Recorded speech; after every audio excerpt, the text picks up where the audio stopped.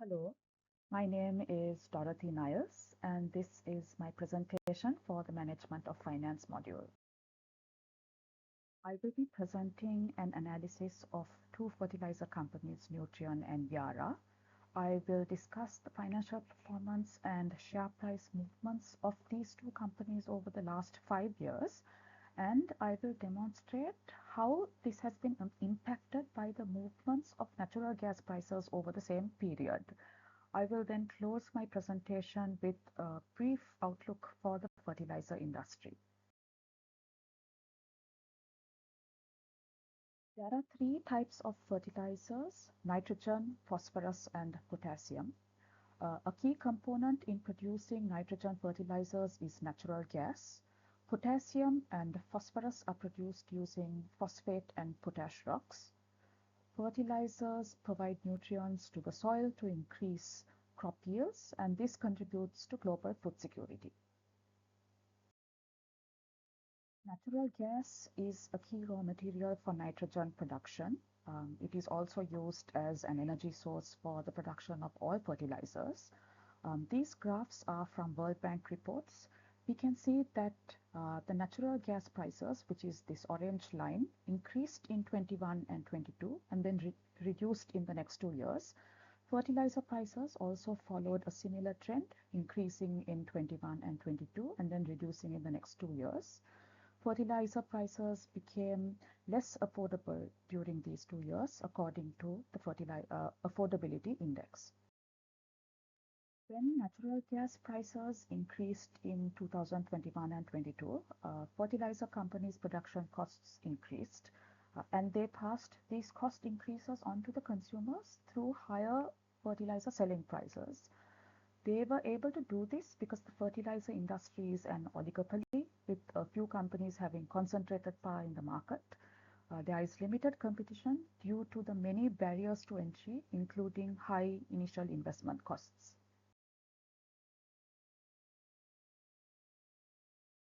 Nutrien is a Canadian fertilizer company, and it is listed on the Toronto Stock Exchange and the New York Stock Exchange, while Yara is a Norwegian crop nutrient company, and it is listed on the Oslo Stock Exchange. Nutrien had revenue of 29 billion and assets of 53 billion in 2023, while Yara's revenue was 15 billion and its assets were 16 billion in 2023. Nutrien is the number one producer of potash globally, while Yara is more focused on the production of nitrogen fertilizers. 66% of Nutrien's production is potash, followed by 27% of nitrogen. Yara produces 26% as ammonia, and from this balance, 74% of finished products, over 66% is nitrogen-based. Nutrien sources its natural gas from North America, while Yara sources it from Europe. So I will discuss both sets of natural gas prices. For European gas prices, I have extracted the TTF day-ahead prices from Refinitiv. As we can see in this chart, prices increased in 21 and then showed steep increases in 22 and then declined in 23 and 24. Price increases in 21 and 22 were due to the post-pandemic recovery in demand. There were colder winters, which meant increased demand for energy. With Russia's invasion of Ukraine, there were supply constraints and reduced gas exports from Russia. Then prices dropped in 23 and 24 due to milder winters. There were energy conservation efforts implemented by governments and households. Europe also started sourcing from alternative suppliers instead of Russia. And then by this point, storage levels had also built up and the markets stabilized and became more calm. For North American natural gas prices, I have extracted two sets of Henry Hub prices. The first is the NG spot prices by S&P Global Market Intelligence. These are in blue, and the second set are the NG1 futures contracts, which are in orange. This spike in 21 was due to the winter storm, but overall prices in 21 increased because of increasing demand for energy. The economy was recovering after the pandemic and there were low storage levels. In 2022, prices surged due to reduced production and increased storage withdrawals. Also because of weather conditions and increased demand from Europe for US LNG exports. This sudden decline in July 22 was due to a fire and explosion at the Freeport terminal, but prices soon recovered after that. In 23 and 24, prices declined because of milder winters, high production, and increased storage levels. These little peaks during early 24 and also in June and September were due to winter storms, heat waves, and then Hurricane Helen. But by October, prices fell due to less consumption. When comparing European gas prices versus US prices, they did have similar movements, but the European prices, which are shown in gray, fluctuated more than the US prices, especially in 2022. I will now discuss the financial performance of Nutrien and Yara over the last 5 years. Nutrien and Yara's revenues increased in 21 and 22 and then decreased in 23 and 24. The increase in these 2 years was due to the increase in fertilizer prices, which were driven up by the natural gas prices. In absolute term, Nutrien's revenues were higher than Yara's, but Yara experienced higher growth in these 2 years compared to Nutrien. Because it sources its natural gas from Europe, which had higher increases compared to the US Henry Hub prices. And Yara is also more focused on the production of nitrogen, and natural gas is a key component of nitrogen, whereas Nutrien is more focused on the production of potash. I would also like to point out that sales volumes for both companies actually dropped in 22, but because of the higher fertilizer prices, the absolute revenue increased. When we look at the absolute profits and profit margins of Nutrien and Yara, they both followed the same trend as the movement in natural gas prices and fertilizer selling prices. So profits increased in 21 and 22 and then decreased in 23 and 24. And Nutrien's margins were higher than Yara, as we can see here, because it sources gas from North America with lower impact to its production costs, while Yara sources gas from Europe, where gas prices had higher increases in that period. Nutrien also focuses on production of potash, while Yara focuses on nitrogen, where natural gas is a key raw material. This is a continuation of the previous slide, and it shows the similar trends in EBT and in net income. The profitability return ratios, that is return on equity, return on assets, and return on invested capital, also obviously followed the same trends. These ratios increased in 21 and 22 and reduced in 23 and 24 for both Nutrien and Yara. When looking at the liquidity and efficiency ratios, both Nutrien and Yara have had current ratios above 1 in the last 5 years, meaning they are liquid. Their acid test quick ratios have been below 1, which means inventory needed to be liquidated to be able to cover short-term liabilities. Both Nutrien and Yara have had cash conversion cycles that have increased up to 2023, but then reduced as at September 24, which means efficiency has improved.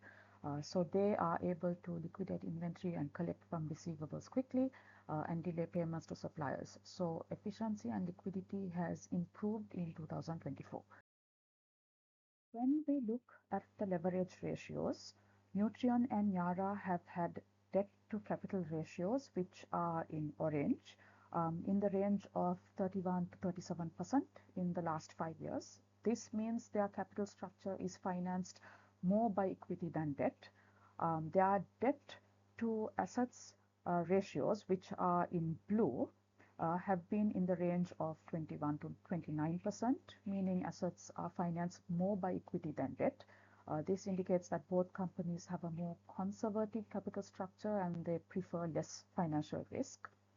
Nutrien's debt to equity ratio, which is in gray, has been at around 45 to 50%, which means moderate leverage, but it has increased to 59% as at September 24, which means it is becoming more reliant on debt.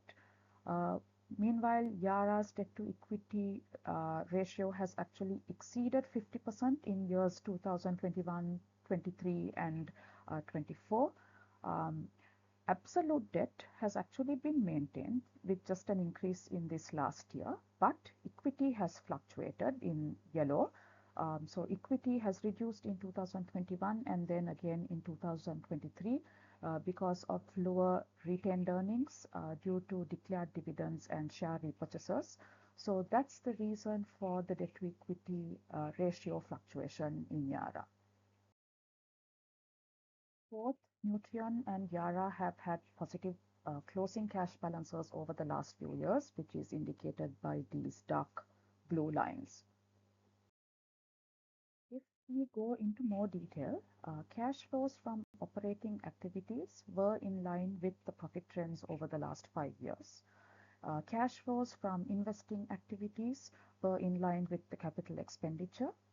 Nutrien's cash outflows from financing activities were due to repurchase of shares over the years, while Yara's outflows from financing activities were driven by dividends paid. I will now discuss the share price movements of both companies over the past 5 years. Both Nutrien and Yara's share prices showed an upward trend in 21 and 22 and then reduced in 23 and 24. These share prices were a reflection of the company's financial performances during that period, which were driven by the movements in natural gas prices and fertilizer selling prices. If we go into more detail, both Nutrien and Yara's prices dropped in early 2020 due to the onset of the pandemic, which affected global markets and caused a lot of economic uncertainty. But the prices stabilized towards the end of 2020. In 21 and 22, Nutrien and Yara's share prices increased. There was increasing demand for fertilizer with the economies reopening from the pandemic. There was also supply chain constraints that went hand in hand with the Russia-Ukraine conflict. So natural gas prices increased, driving up the fertilizer prices. So both companies were able to enjoy strong revenues and profits during this period. In 23 and 24, Nutrien and Yara's share prices declined. This was a reflection of the drop in natural gas prices and fertilizer prices, which in turn caused the company's revenues and profits to decrease. We can see that Nutrien's share prices increased much more than Yara's in 2022. That is for two reasons, the location and the product segment focus. So Nutrien is based in Canada and benefited from the North American production and demand. And gas prices were also lower in that region. But Yara was based in Norway and relied on European natural gas. So Yara's production costs were higher, meaning it could not capitalize on the increased fertilizer selling prices as much as Nutrien. So Yara was unable to match Nutrien's profit margins. Also, Nutrien is more focused on the production of potash. And since there were sanctions on potash exports from Russia and Belarus, Nutrien was able to capture a lot of the offshore market share for potash. But Yara is more focused on nitrogen fertilizers, so its production costs were hit more. And also potash prices increased more than nitrogen prices during that period. Nutrien and Yara's enterprise values increased in 2021 because of the increase in market cap, but the enterprise values dropped in 22 and 23 since year-end closing prices, that is of share prices, were lower. And Nutrien's enterprise value also reduced in 22 and 23 because of large share repurchases in those 2 years. we look at the price to earnings ratio, both companies had a large spike in 2023 because of the big drop in EPS, especially Yara. But as at September 24, both Nutrien and Yara's PE ratios are closer in value, meaning their prices are similarly relative to their earnings. Nutrien and Yara's price to book ratios have been on a downward trend since 2021. As at September 24, Nutrien is trading at a slight discount to the book value, while Yara is trading at a slight premium. Both companies have had declining EV to EBITDA ratios since 2020, but this has recovered in 23. And as at September 24, both companies have ratios that are somewhat close in value to each other. If we look at dividend yield, Yara's has been increasing more since 2020 compared to Nutrien. So Nutrien seems to have a more conservative approach in issuing dividends, but Yara may attract investors who are looking for quicker and higher returns. I have calculated the risk and returns of Nutrien and Yara based on the movement in their share prices over the past 1 year, that is from November 2023 to November 24. The returns are negative because Nutrien and Yara's share prices have reduced in the past year, and Yara's share prices have depreciated more than Nutrien's. When we look at variance and standard deviation, Nutrien's figures are higher than Yara's, meaning Nutrien has higher risk and its returns are more volatile. The core variance between the two company stocks is 1.09, meaning the share prices move together. The correlation coefficient is 0.39, meaning the stocks tend to move in the same direction but not strongly. So there is some independence in their movements.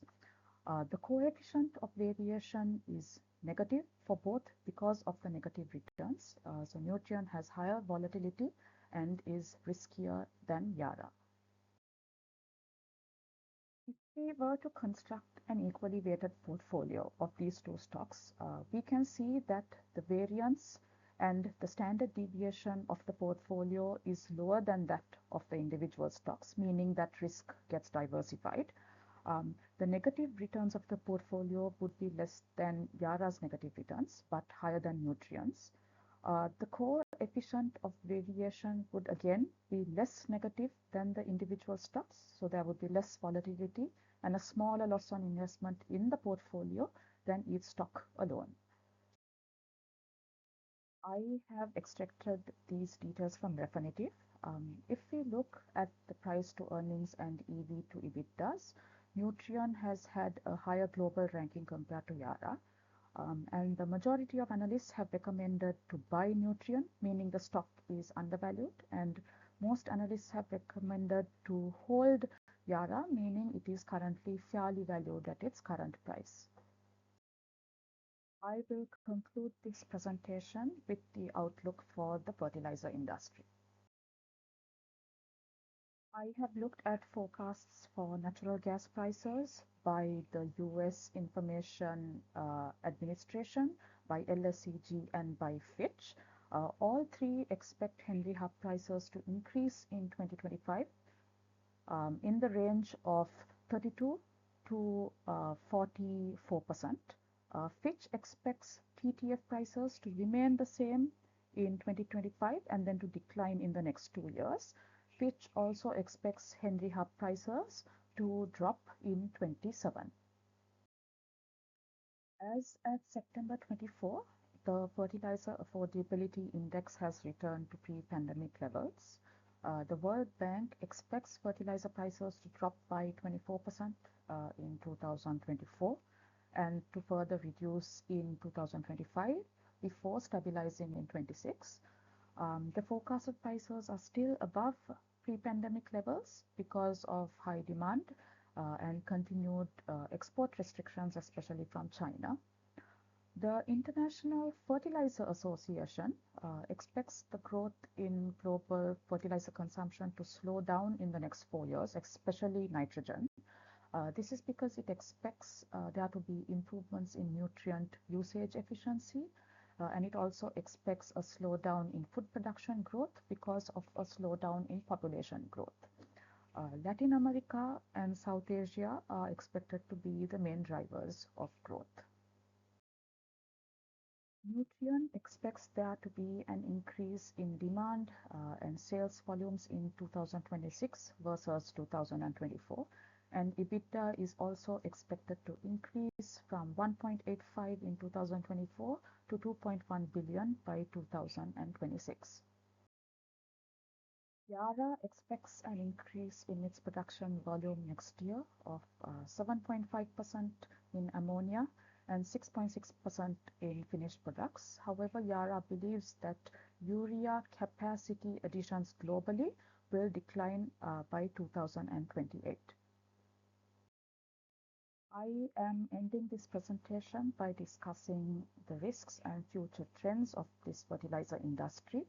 The risks that this industry will continue to be exposed to include geopolitical conditions, the weather and climate conditions, macroeconomic factors, regulatory changes, the sourcing of skilled labor, constraints in infrastructure and transportation. They will have to continue hedging to manage risks. And then finally, some future trends that we will see in the industry are shifts towards more sustainable production of fertilizers and farming methods. There will be a greater usage of renewable energy with more focus on decarbonization and producing blue and green ammonia using water electrolysis instead of natural gas. The farming methods will also change to include regenerative methods, precision farming, the use of biostimulants, nanotechnology, and biotechnology. And then AI, data analytics, and other digital solutions also will be used to improve farming productivity and efficiency. Thank you.